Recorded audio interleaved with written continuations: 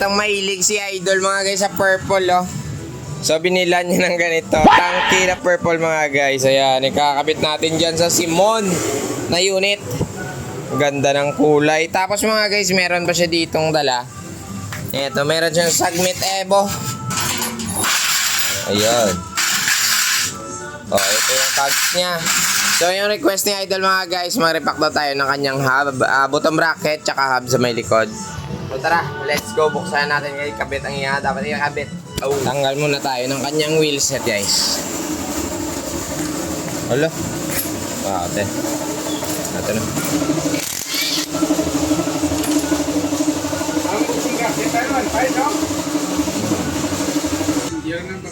Tanggalin natin eh.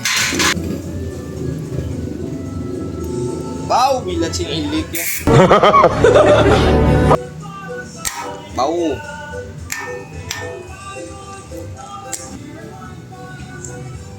Ay, wala. Balda na. Wala na. Hindi na ito maganda yung mga bearing. Oh. Ay, oh. Ayun na yung migot oh.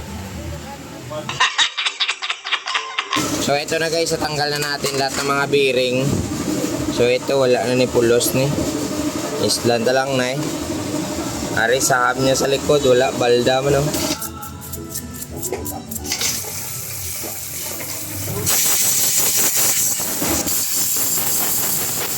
So ito aalugin natin. Goods pa. Ito may play na. Ito may play na. Ito goods pa. So yung dalawa, kailangan talaga natin palitan to. Tapos yung sa may bottom bracket naman, ito yung dalawang bago. Ayan. Yun, masok. Sulad? Ha? Lasangit?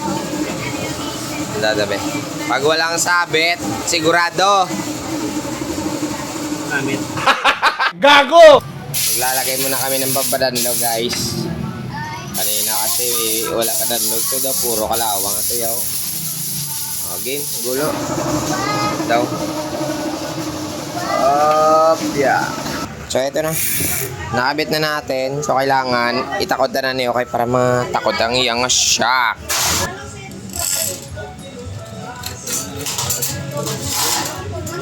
Ito na, magkakabit na tayo ng chain niya. Shock na lang yung kulang. Goods na yung bike.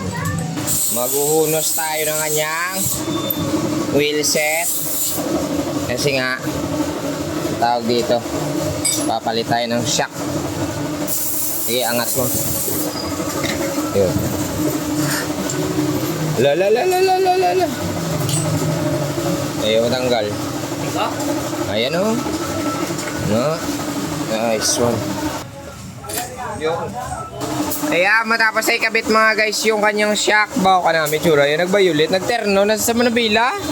Oh. Kalain bro. Ay nako. Biga ka hindi matungkad. Ayan, bot na lang guys.